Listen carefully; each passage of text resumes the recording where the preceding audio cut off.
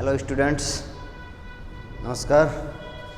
देखो, आज हम पढ़ते हैं डिस्टेंस बिटवीन टू पॉइंट्स। मतलब ज्योमेट्री में पढ़ते हैं। ज्योमेट्री में दो पॉइंटों के बीच की दूरी ज्ञात करना।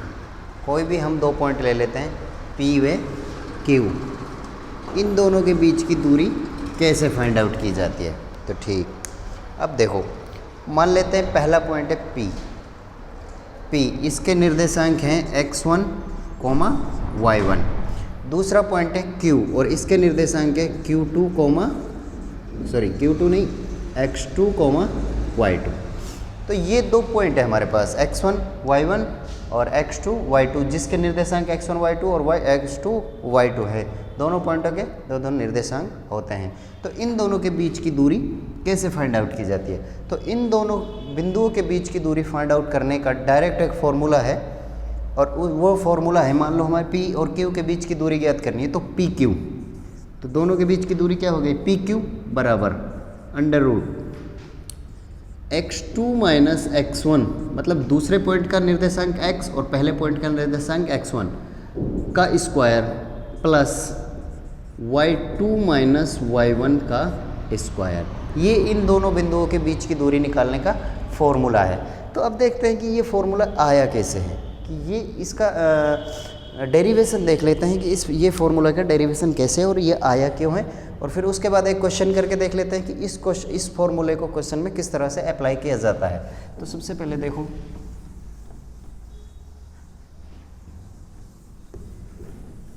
इसको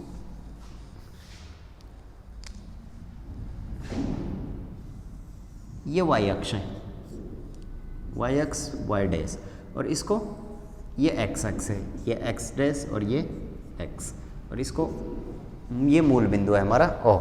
अब देखो, मूल बिंदु O है, मान लेते हैं इसमें कोई एक निर्देशांक है, ये P निर्देशांक है, और दूसरा P पॉइंट है, और दूसरा पॉइंट कौन सा है? Q। इस तरह से हमने दो पॉइंट ले लिए। तो P और Q को मिलाने वाले रेखा, इन दोनों के बीच की दूरी कहलाएगी। तो ये दूरी होगी। अब इस दूरी को फाइंड आउट करना है, तो कैसे करना है? तो सबसे पहले क्या करते हैं कि P पॉइंट से इस x अक्ष पे एक लंब डालते हैं। सिंपल, x अक्ष पे लंब डाल दिया। इसी तरह Q पॉइंट से x अक्ष पे लंब डालते हैं, ये लंब डाल दिया। सिंपल है, लंब डाला है बस, तो लंब डाल दिया। उसके बाद क्या करते हैं कि P पॉइंट से इस पॉइंट पे एक लंब डाल देते हैं। इसको नाम दे दो A, और इसको नाम दे दो P, और इसको नाम दे दो R, दे दो व्हाटएवर, कुछ भी दे दो।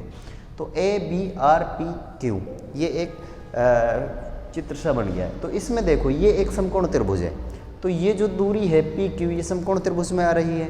तो अब देखो, इसके निर्देशांक क्या है? P के निर्देशांक क्या है? x1, y1, और Q के निर्देशांक क्या है? x2, y2। ठीक है, x1, y1 और x2, y2। तो P पॉइंट का x1 निर्देशांक का मतलब क्या है कि जो ये P है, जो ये P पॉइंट है, इस पॉइंट की y अक्ष से x अक्ष के पैरेलल में दूरी है।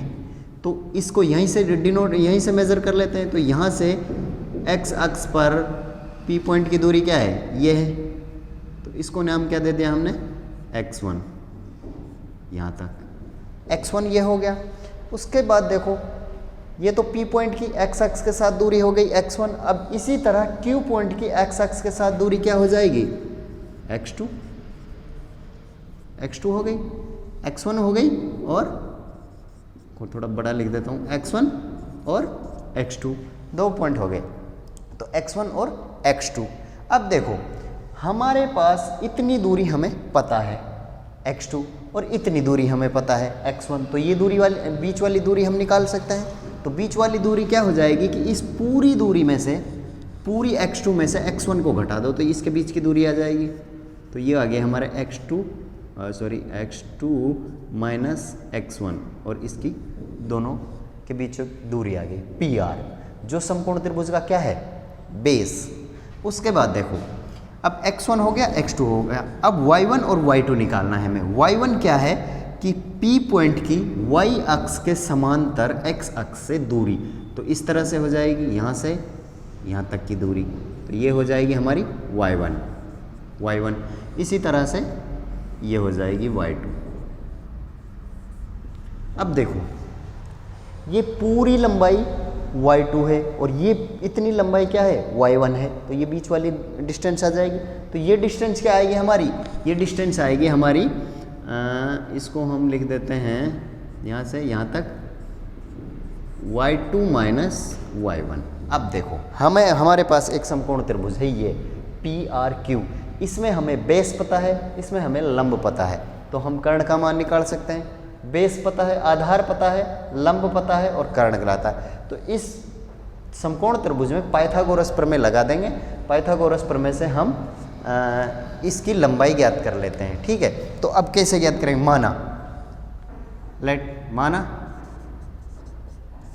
पॉइंट, माना पॉइंट P जिसके निर्देशांक x1, y1, दूसरा है Q जिसके निर्देशांक हो जाएंगे x2, y2। दो निर्देशांक हो गए, तो दोनों निर्देशांक अब हमें पता चल गया। अब हम क्या करते हैं, PRQ में पाइथागोरस प्रमेय लगा देते हैं। समकोण त्रिभुज PRQ में पाइथागोरस प्रमेय से,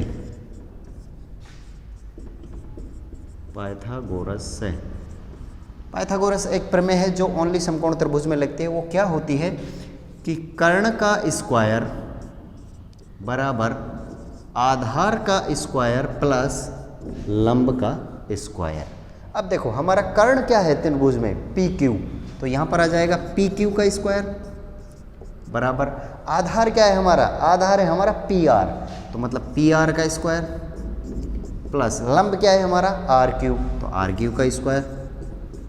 ये हो गया RQ का स्क्वायर। अब देखो PQ तो हमें फाइंड आउट करना है, PQ क्या है हमारा कर्ण और दो बिंदुओं के बीच की दूरी है, तो ये निकालना है। इसको तो एज इट इज रखो, PQ का होल स्क्वायर बराबर, अब PR का मान क्या है, हमने जो कोऑर्डिनेट से निकाला है x2 माइनस x1, तो PR की जगह हम लिख सकते हैं x2 माइनस x1 और उसका होल स्क्वायर प्लस RQ का मान क्या है भाई, RQ का मान क्या है, y2 माइनस y1 जो हमने कोऑर्डिनेट के डिफरेंस से निकाला है, y2 माइनस y1 और इसका होल स्क्वायर। अब देखो PQ तो हमें निकालना है, इसलिए PQ को तो एज इट इज रखो, PQ और इसका होल स्क्वायर बराबर x2 माइनस x1 का square plus y2 minus y1 का स्क्वायर। हमें ओनली चाहिए क्या, PQ, इसलिए हमें स्क्वायर नहीं चाहिए, तो हम स्क्वायर को यहाँ से हटा देंगे। जब स्क्वायर को हम हटा के पक्षांतरण करेंगे तो ये किस में चला जाता है, ये अंडर रूट में आ जाता है। तो स्क्वायर का तो हो गया हमारे पास अंडर रूट, और जो बाकी हमारी संख्या है उसको हम एज इट इज लिख देते हैं, x2 माइनस x1 का square plus y2 minus y1 का स्क्वायर। तो हमारे पास दो बिंदुओं के बीच की ये दूरी हमें मिल गई, तो दो बिंदुओं के बीच की दूरी मिल गई है। अब इस क्वेश्चन को इस फॉर्मूले को क्वेश्चन में किस तरह से अप्लाई करते हैं, अब वो चीज़ देखते हैं। देखो हमारे पास दो पॉइंट हमें दिए हुए होंगे क्वेश्चन में, और उन दो पॉइंटों के बीच की दूरी निकालनी है, और उन दो पॉइंटों के निर्देशांक दिए हुए होंगे। तो निर्देशांक हमारे पास x1 दिया हुआ होगा, y1 दिया हुआ होगा पहले पॉइंट का निर्देशांक, दूसरे पॉइंट का निर्देशांक क्या दे रखा होगा, x2 और y2 दे रखा होगा। तो उन निर्देशांकों के मान हमें डायरेक्ट क्वेश्चन में रखने हैं, x2 का मान रखना है, x1 का रखना है, y2 का रखना है और y1 का रखना है, और डायरेक्ट हमें PQ का मान निकालना है। तो अब हम इसका देख लेते हैं कि क्वेश्चन में किस तरह से अप्लाई करते हैं। तो देखो, तो एक और कंडीशन होती है इसकी। कंडीशन क्या होती है, कंडीशन कुछ भी नहीं है। मान लो ये पॉइंट यहाँ होता मूल बिंदु पे, अगर ये पॉइंट मूल बिंदु पे होता तो इसके निर्देशांक क्या हो जाते, 0 0 हो जाते, और इसका निर्देशांक कुछ y2 y1 या x y वो होगा। तो यहाँ पर क्या करेंगे, हम x1 और y1 की जगह बस 0 रख देंगे, जिससे हमारा आ जाता है एक विशेष स्थिति में आ जाएगा हमारे पास, जब मूल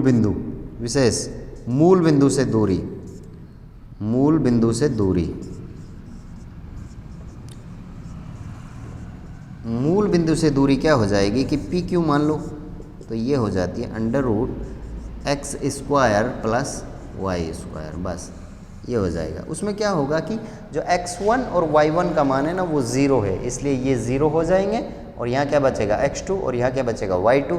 इसकी जगह मैंने x ले लिया और इसकी जगह y ले लिया, तो कुछ भी ले सकते हैं। तो ये कंडीशन हो जाएगी ये वाली। तो अब देखते हैं कि इस क्वेश्चन को, इस फॉर्मूले को क्वेश्चन में किस तरह से अप्लाई करते हैं। अब वो चीज़ देखते हैं, वो एक हम फॉर्मूला हम क्वेश्चन देख लेते हैं। तो मान लेते हैं कि कोई भी हमारे पास एक क्वेश्चन होगा और उसकी दूरी निकालनी है, ठीक है।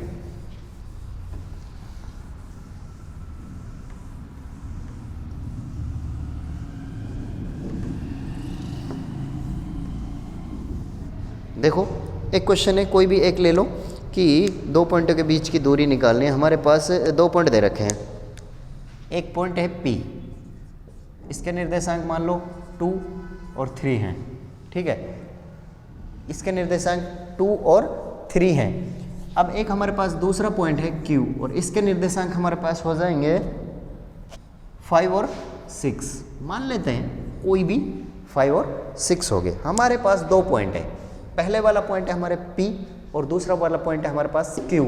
तो इसके निर्देशांक हैं जो, सॉरी थोड़ा दिखेगा नहीं इसलिए थोड़ा सा नीचे लिख लेता हूँ कि P जो पॉइंट है इसके निर्देशांक हैं 2 और 3 और दूसरा हमारे पास पॉइंट है Q, इसके निर्देशांक है 5 और 6, ठीक है।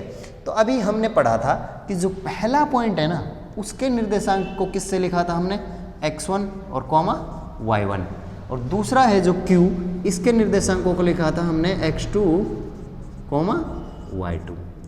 तो ये तो हो गया x1 का मान और ये हो गया y1 का मान, ये हो गया x2 का मान और ये हो गया y2 का मान। अब इन दोनों पॉइंटों के बीच की दूरी निकालनी है। अब ये पॉइंट कहीं भी हो सकते हैं भाई, इस बोर्ड पे ये पॉइंट कहीं भी हो सकते हैं कि यहाँ भी हो सकता है, वहाँ हो सकता है, दूसरा यहाँ हो सकता है, यहाँ हो सकता है, कहीं भी हो सकता है। तो हमारे पास एक डायरेक्ट फॉर्मूला है, हम उस डायरेक्ट फॉर्मूले को लगाते हैं और निकालते हैं। तो देखो फॉर्मूला क्या है हमारे पास, P व Q के बीच की दूरी, P व Q के बीच दूरी PQ हो जाएगी। और फॉर्मूला क्या है हमारे पास, under root x2 minus x1 का square plus y2 minus y1 का होल स्क्वायर। ये हो गया, ये फॉर्मूला है। अब देखो एक डायरेक्ट x2 और x1 का मान रखो।